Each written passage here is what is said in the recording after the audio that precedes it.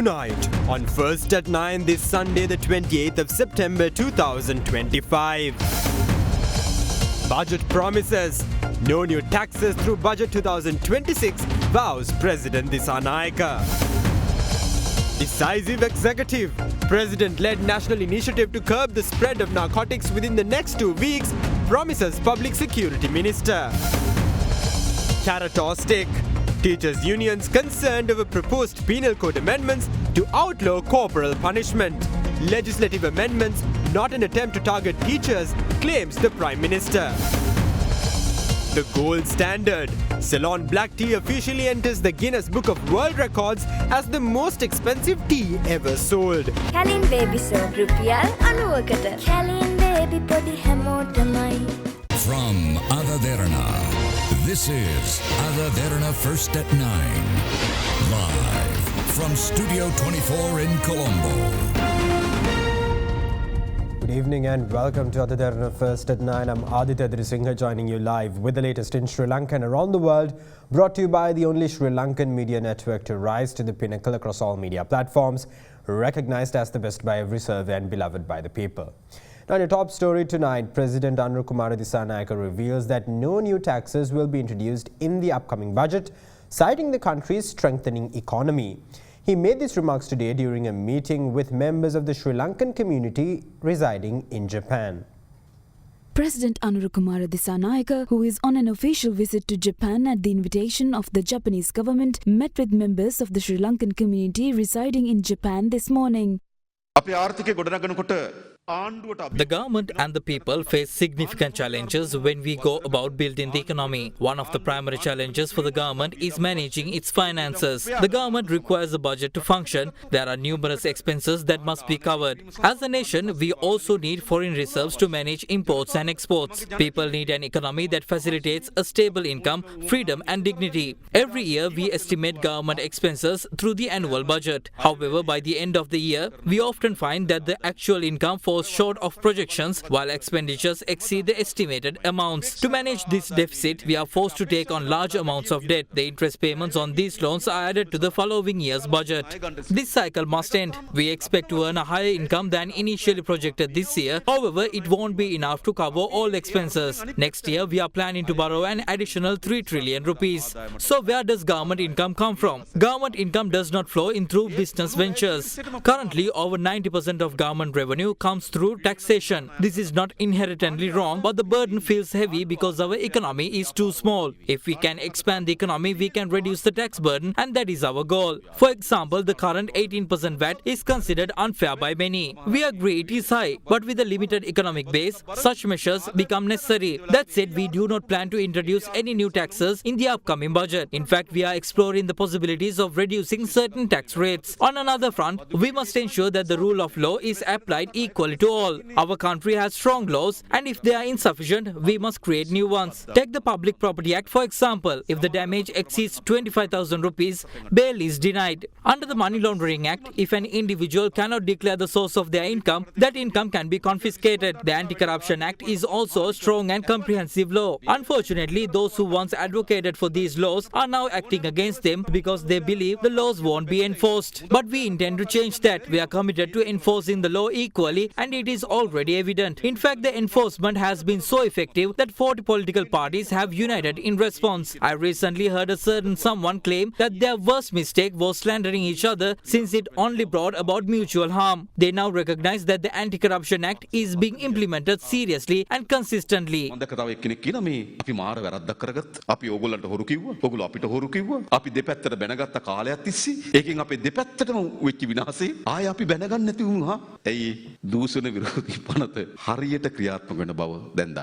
ඔයාගේ හීන ලන්තයට අපිත් එක්ක යන්න අදම සනස ලයිෆ් එක ඉන්ෂුවර් වෙන්න. Meanwhile, the Ceylon Special Estate Tea Charity Auction held in Osaka, Japan in conjunction with the Osaka World Expo made history. At the auction, Ceylon black tea officially entered the Guinness World Records as the most expensive tea ever sold, fetching an extraordinary $860 per kilogram. The annual Ceylon Special Estate Tea Charity Auction, jointly organised by the Sri Lanka Tea Board and the Colombo Tea Merchants Association, was held in Osaka, Japan recently. This event coincided with Sri Lanka's participation in the Osaka World Expo 2025. A total of 27 winning tea varieties from the 2025 Ceylon Special Estate Tea Competition were presented at the auction, representing all 7 major tea-growing regions of the island. Notably, the Sabaragamu region Gold Award-winning New Vitanakandi Ceylon Black Tea officially entered the Guinness World Records as the most expensive tea ever sold, fetching an extraordinary 125,000 Japanese yen, corresponding to approximately $860 per kilogram. The tea was purchased at this record price by Janet International. This expo is expected to attract around 28 million visitors over its 6-month duration. This is a great start under the current government to attract investors and promote the country's exports. I am pleased that we seized this opportunity. This tea charity auction has marked a historic day for Sri Lanka's tea brand. We successfully held the largest tea auction in the history of Japan, organized alongside the Osaka Expo 2025 with the participation of a significant number of investors. We were able to sell a substantial quantity of tea at an excellent price, generating a considerable amount of foreign revenue for the country. We had the Guinness record of the price we sold the tea in Japan. I think that message will go all around the world, and the Ceylon tea brand will be the best income for our country in the future, as we have been doing this for 100 years. Doing this program in Osaka will help Sri Lankan tea to be popular not only in Japan but in the other countries, because Expo there are so many people who are coming from other countries and visiting the Expo, so everybody had a chance to get this message. I think that's going to be a very important thing for Sri Lanka. According to Tea Board officials, the earnings from the auction are set to be invested to benefit estate workers and their families going forward. Now, a national initiative directed by President Derana is expected to be implemented next month in a bid to curb the proliferation of narcotics island-wide. Speaking to media in Kandy, Minister of Public Security and Parliamentary Affairs Ananda Vijaypala reveals that red notices have been issued against 72 suspects evading arrest abroad, while the Inspector General of Police has initiated efforts to extradite over 20 other Sri Lankan suspects in foreign custody. Minister of Public Security and Parliamentary Affairs Ananda Vijaypala, Secretary to the Ministry of Public Security Ravi Senaviratna and Inspector General of Police Priyantha Veerasurya arrived in Kandy yesterday afternoon to seek blessings from Chief Prelate of the Malvadu chapter, Most Venerable Tibbotuave Sumangala Thero.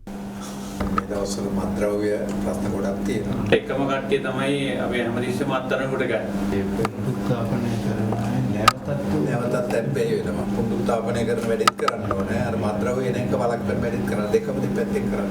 දැන් හරි මේක නතර කරන්න ඕනේ. කලින් දේශපාලකයන්ට උදව් කරා. අන්තිමට මම හම්බෙච්ච අවස්ථාව විදේශිකයෙක් තමයි ඉන්නේ. බලනකොට ඒක අයිස් වලටත් වැඩිය භයානක මත්ද්‍රව්‍යයක්. ඒ වගේ ඒවා මෙහෙ බෙදාගත්තොත් මම හිතන්නේ තරුණ පරපුර දැනන කෙටි කාලයක් තුළ විනාශ වෙනවා. Afterwards, the minister met with the Deputy Chief Prelate of the Malvadu chapter, Venerable Dimbul Kumure Vimala Dharma Thera. Kilo දාස්ගානක් මේක කොහොම හරි වළක්වා ගන්නට පගා ගැනීම එහෙම කරනම මොකද අයින් කරන්න. ඔව් 300ක් අයින් කරලා තියෙනවා මේ ජනවාරි ඉඳලා මේ ටිකට විතර. උන්වහන්සේලාගේ අවවාදේ උනේත් වහාම මේ මද්ද්‍රව්‍ය. The venerable monks advise us to save the country's youth from the proliferation of narcotics. To that end, the government has initiated several efforts. We will also implement a national initiative to curb the spread of narcotics within the next week or two. That initiative will be directed by the President. Consequently, equipped with the assistance of the general public, we will be able to save Sri Lanka from the proliferation of narcotics. අපරාධකාරයන්ගේ විශේෂ දෙයක් තමයි මොනවා හරි අපරාධයක් කරලා විදේශගත වීම. ඒක වැළැක්වීම සඳහා වැඩපිළිවෙලක් යොදනවද පුතුමාලා? We have already issued red notices against 72 suspects. Among them, we have identified the whereabouts of 32 suspects. Meanwhile, about 20 other suspects are in foreign custody. The Inspector General of Police has initiated efforts to extradite them back to Sri Lanka. We have prioritized all efforts to render justice. Now, while appreciating the government for its recent efforts aimed at curbing the spread of narcotics, opposition leader Sajith Premadasa called on the authorities to prosecute drug traffickers to the fullest extent of the law. Speaking at an event in Nanamaduwa, the opposition leader, however, criticised government inaction and claimed that the opposition will do its best to bring woes of the public to the government's attention.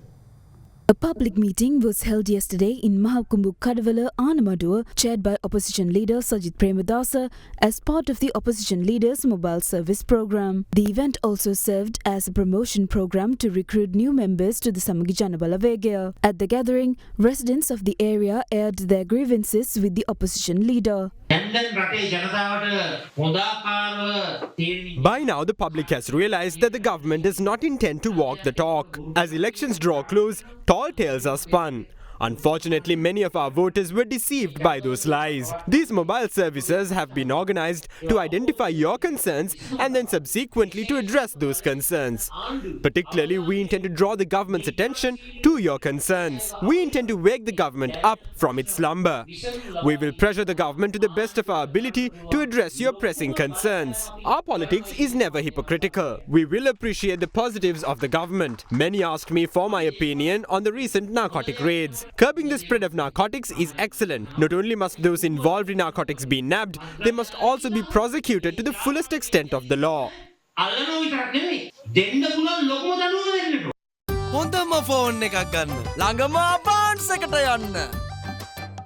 The World Education Fair 2025. Entrance free. Register now. With that, let's take a look at local news across the island in brief. The death toll of the tragic cable car accident at Nayuna Monastery in Kurunagala rose to 8, with the unfortunate passing of another monk who was receiving treatment at the Kurunagala Teaching Hospital's intensive care unit. Final rites of the late monk are scheduled to take place tomorrow. Meanwhile, the other monk who was receiving treatment at the Kurunagala Teaching Hospital has been transferred to a private hospital in Colombo. Meanwhile, the Police Media Division announces that 664 individuals were arrested on suspicion of involvement in a broad range of criminal activities during a special island-wide operation conducted yesterday. The criminal activities include the production and distribution of illicit liquor and narcotics. According to the police, 28,778 individuals were subjected to inspection during the operation. During the inspection, 7 individuals were identified to have direct links to criminal activities, while 417 suspects with outstanding warrants were also nabbed. In the meantime, Sampath Manamperi has revealed that the stack of chemicals uncovered in Midaniya were brought to the site by him at the behest of criminal figure Bako Saman.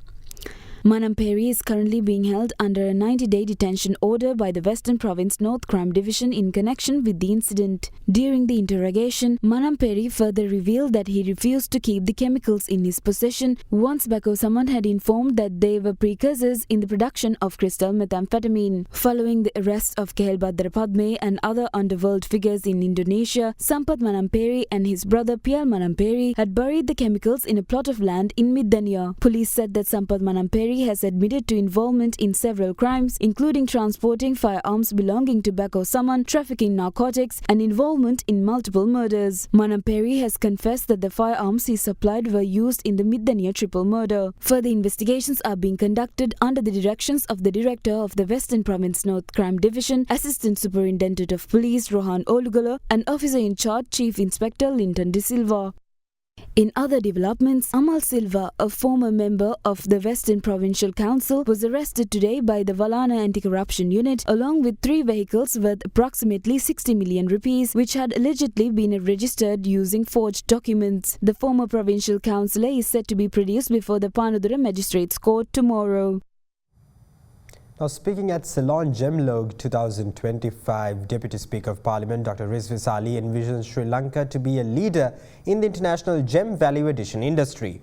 Speaking at the same event, Sarvajana Balaya's leader Dilith Jayavira underscores the importance of branding to reap the full potential of Sri Lanka's gem industry. The Ceylon Gemlog 2025 Symposium, organised by Ceylon Gem Chronicles, was held this morning in Colombo. Deputy Speaker Dr. Rizvi Sali graced the occasion as its chief guest.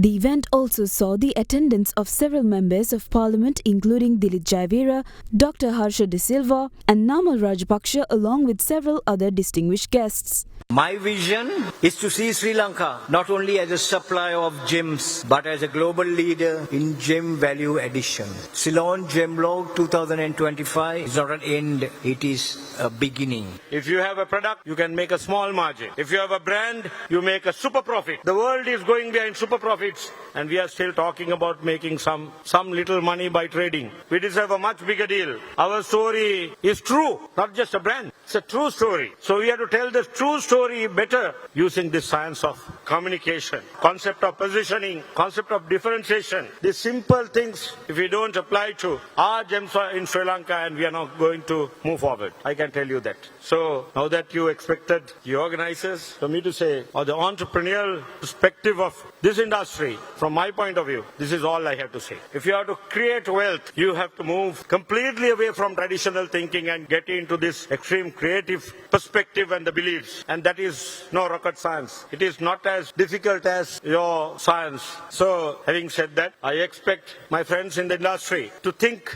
beyond the stone. I am sure that there is this massive potential that you will feel, and then the day you feel that potential, you go behind that. Now, former President Ranil Wickremesinghe called on former President Mahinda Rajapaksa this morning at Carlton House in Tangol. The meeting took place while former President Wickremesinghe was en route from Katharagama to Colombo. This is the first meeting between the two former leaders since Wickremesinghe's release from remand custody and Rajapaksa vacating his official residence in Vijayarama, Colombo. According to a statement from the United National Party, former President Wickremesinghe expressed gratitude for former President Rajapaksa's support during his imprisonment and inquired into his health. Welcome back. Now in more local news, Prime Minister Dr. Harani Amarasuriya asserts that the proposed amendment to the Penal Code mandating stricter penalties for corporal punishment against children does not target school teachers but aims to protect children from abuse. This comes as teachers' unions raise concern that the proposed legislation may cause a steep decline in school discipline.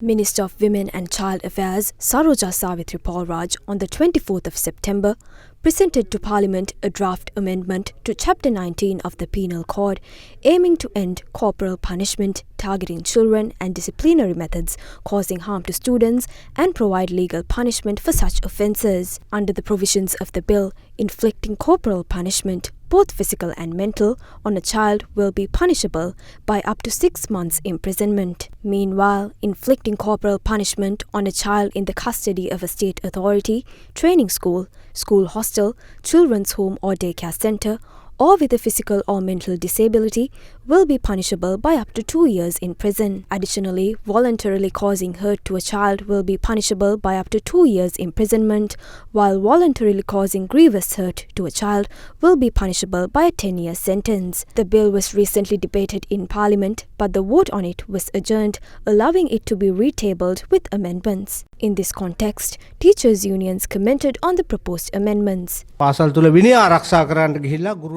Teachers can be arrested and punished under existing legal infrastructure for attempting to maintain discipline in schools. This move has raised serious concern among teachers. Government should have held ground-level discussions before introducing this legislation. In a context where great upheaval has been created in Sri Lankan society, this legislation creates serious concerns regarding the maintenance of discipline in schools. Teachers were instrumental in bringing this government to power. We asked the government that came to power on the back of teachers' votes whether they are preparing to take revenge on them. However, Prime Minister Dr. Harani Amarasuriya emphasises that the legislation does not solely target corporal punishment in schools. Children are not only subjected to physical and mental punishment at school. Serious concerns have arisen in society regarding recent abuses of children in policy custody, juvenile detention centres, institutional care and even in ordinary society. This legislation was not amended to target school teachers. The conversation that has arisen is that it will be impossible to discipline children or punish them in any way. We have not prohibited punishment or discipline. However, if we as a society think that children can only be punished through physical and mental abuse, there is a serious conversation to be had. We say, discipline and punish children. That is fine. However, there is such a thing as positive disciplining. අපි කියන්නේ දඬුවම් දෙන්න විනය පවත්වාගෙන යන්න positive disciplining කියලා දේවලුත් තියෙනවා. Former chairman of the Human Rights Commission of Sri Lanka, Professor Pratibha Mahanamaheva, points out that the proposed legislation aligns with Sri Lanka's commitment to the United Nations Convention on the Rights of the Child. We are informed at committees on the United Nations Convention on the Rights of the Child that the number of incidents in Sri Lanka where children are assaulted by teachers in schools and by other parties elsewhere is too high and that they must be stopped immediately. The responsibility of the state is to act for the well-being of children. Sri Lanka has received recommendations that all physical punishment against children should stop. The 2025 amendment to the Penal Code was introduced with consideration to all these facts. Now the Derana signal Ahasing Gamanak, a unique program offering youngsters a refreshing aerial journey to several tourist attractions and historic monuments across the country, is scheduled to take place this Children's Day. 250 lucky contestants who submitted the most creative art, essays and speeches were chosen to embark on the journey. Derana signal Ahasing Gamanak, a program by the Derana Media Network, provides a unique and fresh experience to children in celebration of World Children's Day this year, offering them the opportunity to travel by air and witness some of Sri Lanka's historic monuments and top tourist attractions. Those selected for the tour will take off from the Bandaranaike International Airport and witness aerial views of the Colombo Port City, Galle, Sripada, Nuwara Eliya, Piduruthalagala, Sigiriya, Mullaitivu, Delft Island, Anuradhapura and Kurunegala. A competition was held in which applicants aged between 12 and 15 submitted drawings, essays or video clips of a speech on the topic Ahasin Dakina Mage Rata, and the 250 most creative entries were selected as the winners. A debriefing session on the aerial journey was held yesterday in Colombo for the winners. The concept by Idea Hell, an affiliate of the Derana Media Network, is implemented through a partnership between the Derana Media Network, Unilever, Sri Lankan Airlines and Airport and Aviation Services. This initiative is the first of its kind to celebrate World Children's Day in Sri Lanka. I am certain that this initiative will offer children many unforgettable memories. Students often visit the airport on school or university excursions. Sometimes children break down in tears because they don't get to board an airplane. I believe you are the most fortunate children in the world on this Children's Day. Derana deserves credit for coming up with this concept.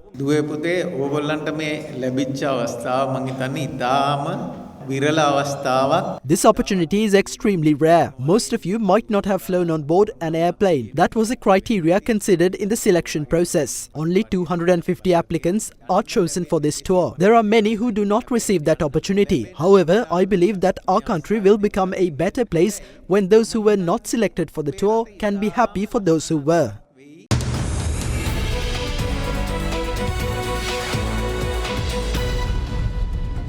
On your business news, Sri Lanka has attracted 1.6 million tourists as of September 24th, reaching the halfway mark of the target of securing 3 million tourist arrivals for the year.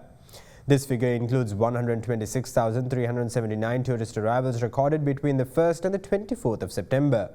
According to data from the Sri Lanka Tourism Development Authority, the highest number of tourist arrivals for the month of September so far was recorded on the 12th, with 6,080 tourists visiting the country. India continues to be Sri Lanka's top source market, with 37,179 Indian tourists visiting so far in August, while the United Kingdom trails in second with 8,937 British arrivals. A significant number of tourist arrivals were also recorded from Germany, Australia, China, France and Spain.